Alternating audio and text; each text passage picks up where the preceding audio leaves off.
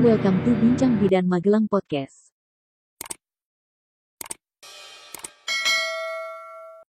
Assalamualaikum warahmatullahi wabarakatuh.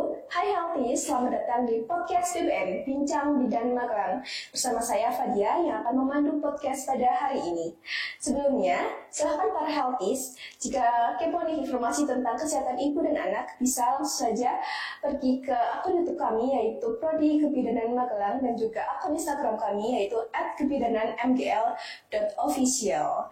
Baik, hari ini kita sudah kedatangan tamu narasumber yang sangat favorit nih di Kebidanan Magelang, dosen kita yaitu Ibu Christine Hiana Tunggadewi SSTMkes. Apa kabar Ibu? Baik, Mbak Fadia. Selamat pagi. Alhamdulillah. Ya, hari ini kita mau ngobrol apa ini?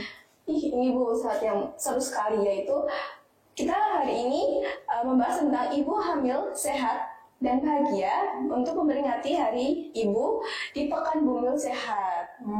Ya. Jadi hari ini ya kebetulan bertepatan dengan Hari Ibu. Saya juga ingin mengucapkan Hari Ibu nih kepada seluruh ibu di luar sana yang sudah menjadi pahlawan di keluarga kecilnya. Tidak mudah ya Bu menjadi seorang ibu itu. Iya, betul. Jadi luar biasa menjadi seorang ibu, perannya itu banyak sekali ya. Dan juga seorang ibu menjadi si ibu itu adalah anugerah yang tidak bisa digantikan oleh apapun. Betul, iya. Jadi bersyukurlah menjadi calon-calon ibunya. Amin, terima kasih Bu. Oke. Nah, sebelum kita masuk nih ke obrolan tentang ibu hamil, di sini mungkin banyak yang bertanya, apa sih arti penting dari seorang ibu hamil itu? Ya, jadi Mbak Dia kalau kita lihat ya, ibu hamil itu kan namanya hamil itu kan nanti akan menghasilkan, gitu ya, hasilnya itu adalah seorang anak, seorang bayi. Jadi kalau seseorang itu hamil kemudian melahirkan, berarti dia akan menciptakan generasi penerus. Gitu ya. Jadi generasi penerus ini yang akan berpengaruh juga terhadap peradaban dunia kita. Jadi kalau generasinya berkualitas, generasinya bagus, itu akan menjadi membentuk bagaimana dunia ini akan berproses. Jadi ibu itu akan melahirkan generasi penerus. Berarti arti penting dari seorang ibu hamil tuh bisa dikaitkan dengan generasi muda untuk selanjutnya ya Bu, untuk peradaban selanjutnya juga. Baik, lalu mungkin pertanyaan dari Healthies juga, mengapa sih ibu hamil itu harus sehat dan bahagia? Iya, jadi kalau kita lihat sekarang ini ya, jadi kalau kita lihat di beberapa negara itu kan ada tren-trennya nih, ibu banyak negara yang angka kelahirannya rendah ya, jadi ibu hamilnya males gitu ya, atau para wanitanya itu males hamil ya, padahal sebenarnya kan tadi perannya sangat besar. Nah ini kenapa ibu hamil itu sangat penting begitu ya untuk sehat dan bahagia? Karena yang pertama tadi jelas bahwa dia akan menghasilkan generasi penerus yang harusnya berkualitas begitu ya. Kemudian yang kedua nih, ketika masa kehamilan itu kan bagian dari 1000 hari pertama kelahiran seperti yang kita pernah dengar atau sering dengar ya, program pemerintah ya. Nah itu kita sebut dengan golden age. Betul ya, golden age itu kan sepertiganya itu ada di dalam kehamilan. Jadi 270 harinya itu ada di dalam kehamilan dan 730 harinya nanti pada fase anak itu sudah lahir. Maka ketika ibu hamil perlu nih kita nanti menciptakan ibu hamil itu harus sehat dan bahagia. Berarti itu sangat berkesinambungan ya Bu, antara kita harus memperhatikan ibu hamil tentang juga generasi selanjutnya atau peradaban selanjutnya, harus berkesinambungan. Apabila kita ingin menciptakan generasi yang kuat dan sehat, kita juga harus memperhatikan kesehatan ibu hamil itu sendiri. Tidak hanya kesehatan ibu hamil tentang fisik, harus juga kita memperhatikan kesehatan ibu hamil tentang psikisnya seperti itu. Jadi kalau ibu hamilnya itu bahagia gitu ya, sehat dan bahagia secara fisik dan psikologis, karena apa yang dirasakan oleh ibu hamil itu juga akan dirasakan oleh janinnya. Jadi kalau ibunya enjoy, ibunya seneng, ibunya bahagia, janinnya pun juga akan merasakan hal yang sama gitu ya. Jadi penting ini supaya ibu hamil sehat dan bahagia gitu ya. Baik, lalu pertanyaan saya nih, bagaimana sih mengupayakan untuk menciptakan ibu hamil yang sehat dan bahagia? Lewat cara apa sih Bu? Iya, jadi kalau seperti yang kita tahu saat ini ya, pekan bumil sehat ini, itu ada 4 poin besarnya. Jadi 4 poin besar yang disampaikan oleh pemerintah untuk ibu hamil di luar sana supaya ibunya sehat dan bahagia tadi. Yang pertama itu harus melakukan pemeriksaan pemeriksaan kehamilan ya. Kalau yang sekarang ini pemerintah menetapkannya berapa? 6 kali. Kalau dulu 4 kali ya Bu? Betul, 4 kali, tapi sekarang sudah dirubah. Ya, dirubah menjadi 6 kali. 6 kali itu bisa di trimester 1 itu 2 kali, kemudian trimester yang kedua atau 3 bulan yang kedua itu atau usia sekitar 5 sampai 6 bulan gitu ya, 4 sampai 6 bulan itu adalah 1 kali, dan yang ketiga dari 7 sampai 9 bulan itu pemeriksaan adalah 3 kali. Jadi supaya enggak pemeriksaannya di satu fase aja gitu, ada 3 fase ini harus dibagi. Jadi nanti fokusnya nanti bisa dapat semua gitu ya. Kemudian yang kedua ini Mbak Fadia, yang kedua itu adalah bahwa ibu hamil ini harus mengkonsumsi tablet tambah darah ya. Jadi kalau yang kita ketahui dalam kehamilan itu minimal kan 90 tablet nih ya untuk tablet tambah darahnya. Itu harus disampaikan pada ibu hamil untuk benar-benar minum gitu ya. Jangan sampai dari bidannya diterima 90 tablet tapi di rumah tidak pernah diminum. Makanya gitu ya. di buku KIA juga terdapat tabel untuk mengisi jadwal meminum tablet tambah darah. Dan baiknya tablet tambah darah itu diminum kapan sih Bu? Iya, jadi kalau untuk tablet tambah darah itu sebaiknya diminum itu dalam waktu yang sama, bukan yang sama gitu ya. Kalau misalnya menjelang tidur gitu ya, diminum ya, oke. Menjelang tidur itu terus disamakan waktunya supaya apa? Supaya mudah untuk mengingatnya dan juga supaya mudah untuk bisa menentukan kepatuhannya. Oh, ini nggak pernah minum nih, tapi yang ini minumnya hanya 2 hari sekali nih, atau misalnya minumnya hanya seminggu sekali, itu akan kelihatan sekali kepatuhannya. Dan juga nanti untuk menghindarkan efek sampingnya nih, kalau untuk yang tablet tambah darah kalau diminum secara terus-menerus kan memang ada efek sampingnya, kadang-kadang mual gitu ya pada ibu hamilnya, kemudian terjadi konstipasi atau susah BAB. Nah itu kalau dengan diminum sebelum tidur itu nanti bisa mengurangi efeknya atau efek sampingnya, sehingga ibunya nggak akan putus minum obatnya selama minimal 90 tablet tadi. Baik, untuk yang selanjutnya nih, jadi pesan dari pemerintah apa nih yang ketiga? Ya, jadi yang ketiga melanjutkan yang tadi yang kedua tadi, selain tablet tambah darah juga makanan nih ya, gizinya. Gizi untuk ibu hamil itu kan sangat penting ya, karena apa? Ibunya ini sebagai andalan nih, jadi andalan farmanya untuk anaknya atau untuk bayinya. Jadi kalau ibunya makannya bergizi, gizinya kuat, anaknya juga akan memperoleh gizi yang maksimal juga gitu ya. Dan juga penambahan berat badan harus diperhatikan. Kalau penambahan berat badan biasanya untuk ibu itu harus mengikuti patokan pemerintah ya. Atau bisa disebut dengan IMT. Betul. Ya, jadi IMT itu ada indeks massa tubuh ini yang harus diperhatikan betul oleh ibu hamil untuk bisa menentukan berapa nih berat badan yang bisa atau kenaikan berat badannya nih yang harus disarankan untuk ibu hamilnya. Karena tidak semua itu semua orang itu atau semua ibu hamil itu sama kenaikannya, ada patokan-patokannya gitu ya. Karena kebutuhan tiap ibu juga berbeda-beda ya Bu. Betul, iya. Jadi kita menggunakan patokan IMT tersebut. Iya, jadi IMT prahamil atau IMT paling tidak trimester 1 tadi ya. Kemudian yang ketiga Mbak Fajia itu pemerintah mencanangkan untuk kelas ibu hamil ya. Jadi untuk ibu hamil ini disarankan untuk tetap mengikuti kelas ibu hamil paling tidak 4 kali pertemuan. Nah, kelas ibu hamil ini luar biasa ini. Mereka ketemu dengan sama ibu hamil, ketemu dengan tenaga kesehatannya, mungkin bisa didampingi oleh suami, itu kan diharapkan bisa didampingi oleh suami. Di situ kan dia bisa belajar bareng dengan ibu hamil yang lainnya tentang kehamilan, tentang persalinan, tentang nifas, perawatan bayi gitu ya.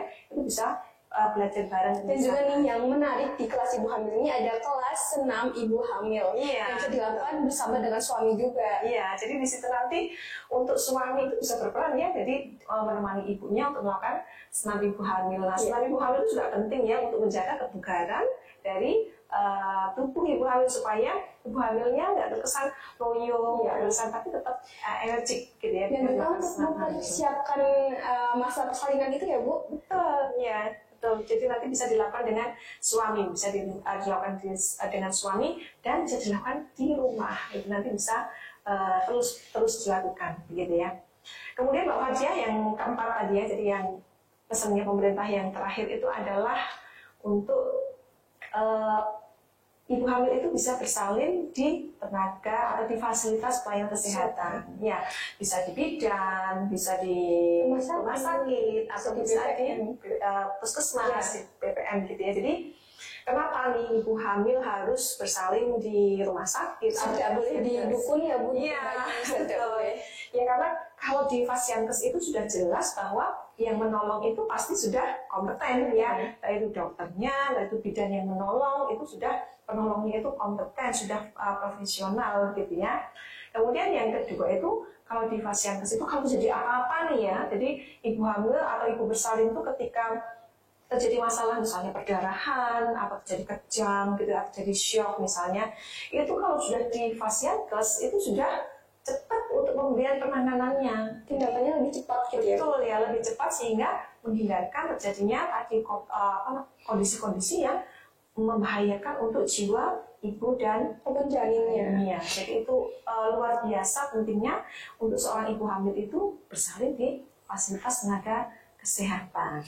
Nah, apakah Ibu Christine ada pesan khusus nih untuk ibu-ibu hamil di luar sana yang sedang mengandung? Ya, sedang hamil di sana ya. Jadi pesan khususnya kalau dari pemerintah itu yang pertama terkait ini utamanya adalah nutrisi ibu hamil ini ya. Nutrisi ibu hamil itu ditekankan oleh pemerintah itu yang pertama, ibu hamil itu makan makanan yang bergizi dan bervariasi. Jadi jangan makannya pokoknya aku senang ini makannya ini terus gitu ya, tetapi ya ada nasinya, ada sayurnya, ada lauknya yang bervariasi sehingga nanti kita bisa mendapatkan mikronutriennya itu lebih lengkap. Kemudian yang kedua, kurangi konsumsi garam karena apa? Itu nanti bisa mencegah terjadinya hipertensi dalam kehamilan. Hipertensi itu salah satu masalah. Iya. Jadi kalau nanti jadi hipertensi dalam kehamilan, dia bisa menjadi keracunan kehamilan, dia bisa sehingga nanti akan membahayakan bagi ibu dan pasti ibu dan janinnya. Kemudian yang selanjutnya pesannya adalah bahwa kalau bisa ibu itu mengkonsumsi atau minum air itu setidaknya 2 liter dalam sehari. Nih ibu-ibu nih yang suka malas nih, suka minum air putih, nggak boleh ya Bu, nggak boleh di skip air putih karena sangat berguna sekali untuk kesehatan janin dan ibu sendiri. Entah itu minum air putih ataupun juga nanti ditambah dengan minum susunya. Kemudian yang keempat atau yang terakhir adalah mengurangi konsumsi kafein gitu ya, karena dia bersifat diuretik yang dia bisa menyebabkan ibunya itu sudah sering kencing, ditambah lagi kalau minum kafein tambah sering kencing, akhirnya nanti ibunya menjadi nggak nyaman gitu ya. Itu yang pesan khusus yang bisa disampaikan untuk ibu-ibu yang ada di sana, terutama berkaitan dengan nutrisinya atau gizinya. Baik Bu, saya pernah mendengar nih tidak hanya melulu tentang kesehatan fisik, tapi juga ibu hamil tuh juga perlu diperhatikan mengenai kesehatan psikologisnya. Karena sering saya dengar ibu-ibu hamil itu sering insecure karena perubahan di dalam dirinya, entah itu badannya, entah itu ada hiperpigmentasi di dalam tubuhnya yang jadi kehitaman seperti itu Bu. Bagaimana sih cara untuk mengurangi rasa insecure ibu-ibu atau menjaga kesehatan jiwa untuk ibu hamil itu sendiri? Iya, luar biasa betul Mbak Fadia. Jadi memang pada perubahan psikologis gitu ya, perubahan dalam hal kejiwaan itu akan memberikan beberapa efek pada ibunya. Yang paling gampang saja kalau pada ibu hamil itu sering terjadi mood swing ya. Jadi ibunya gampang sekali terjadi dia senang, kemudian tiba-tiba dia sedih, atau tiba-tiba ibunya merasa tidak nyaman, atau ibunya kadang-kadang menangis sendiri. Nah itu memang karena pengaruh hormon. Kemudian tidak boleh disepelekan ya, tidak boleh disepelekan walaupun itu memang dalam konteks yang masih wajar ya, tetapi itu jangka pendeknya memang terjadi perubahan-perubahan mood yang cepat. Kemudian dalam jangka menengah kadang-kadang bisa terjadi depresi nih pada ibu hamilnya kalau hal-hal kecil tadi tidak diperhatikan. Nah kalau terjadi depresi dalam kehamilan nanti akan berlanjut pada masa nifasnya. Mungkin sering dengar ya depresi postpartum atau sering disebut masyarakat awam itu baby blues. Baby blues atau postpartum blues itu juga menjadi masalah pada ibu nifas akibat dari tadi perubahan psikologis pada kehamilan yang tidak tangani dengan baik. Harus penumpukan emosi seperti itu ya Bu. Iya, dan nanti jangka panjangnya itu nanti bisa menjadi masalah kejiwaan kalau tidak diperhatikan dengan baik. Jadi memang untuk masalah kejiwaan ini harus konsult dengan baik. Ya, Mbak Fadia, untuk menangani atau untuk meminimalkan terjadinya masalah-masalah yang berkaitan dengan psikis itu, maka setidaknya support keluarga itu sangat diperlukan. Ya, jadi support dari orang-orang terdekatnya, entah itu suami, entah itu keluarga, entah itu teman-temannya itu harus ada di situ ya. Jadi ketika ada support yang banyak, maka itu nanti akan memperkuat ibunya. Ya, jadi secara psikisnya ibunya kuat, secara fisiknya kuat, maka bisa diwujudkan ibu hamil sehat dan bahagia. Makanya nih, para suami-suami ini jangan lupa ikut ANC ke bidan atau puskesmas ya Bu. Tidak hanya mengatakan di luar saja, tapi juga ikut turun dan mendampingi ibu di dalam saat pelayanan konseling seperti itu. Jadi tidak hanya mengantar di parkiran saja ya, tetapi nanti dia ikut turun, ikut menemani ibu hamil untuk konsultasi, kemudian juga ikut berdiskusi. Dengan demikian suaminya bisa tahu terlibat banyak dalam kehamilan istrinya dan juga ikut turut menjaga kehamilannya sang istri. Betul sekali. Sudah banyak yang kita ketahui sejauh ini ya Bu. Mungkin Ibu ada closing statement nih untuk para pendengar di sana. Ya, jadi untuk ibu hamil yang ada di luar sana, setidaknya perhatikan 4 poin tadi yang disampaikan di awal, bahwa untuk menjadi ibu hamil yang sehat dan menjadi ibu hamil yang bahagia, maka harus melakukan pemeriksaan secara teratur paling tidak 6 kali, kemudian mengikuti kelas ibu hamil, kemudian juga tablet tambah darah, mengkonsumsi tablet tambah darah, dan jangan lupa bersalin di fasilitas pelayanan kesehatan untuk menjaga atau untuk menyelamatkan jiwa ibu dan janinnya. Baik, dan juga jangan lupa untuk menjaga ibu hamil itu tanggung jawab bersama, tidak hanya sang ibu aja, tapi juga meliputi keluarga, teman, suami juga ya Bu. Betul sekali Mbak. Ya, baik. Terima kasih sekali Ibu sudah berkenan bergabung di BBM Bincang Bidan Magelang. Terima kasih atas semua informasinya yang sangat bermanfaat. Semoga teman-teman di sana juga ikut memperhatikan dan juga di notes gitu ya Bu, untuk hal-hal penting tadi dari pemerintah gitu ya Bu. Iya. Saya ucapkan terima kasih kepada Ibu Christine sudah berkenan hadir di podcast ini. Semoga kita bertemu di lain kesempatan ya Bu. Sama-sama Fadia. Baik, sekian dari saya pamit undur diri. Nantikan podcast lainnya yang menarik hanya di Prodi Kebidanan Magelang.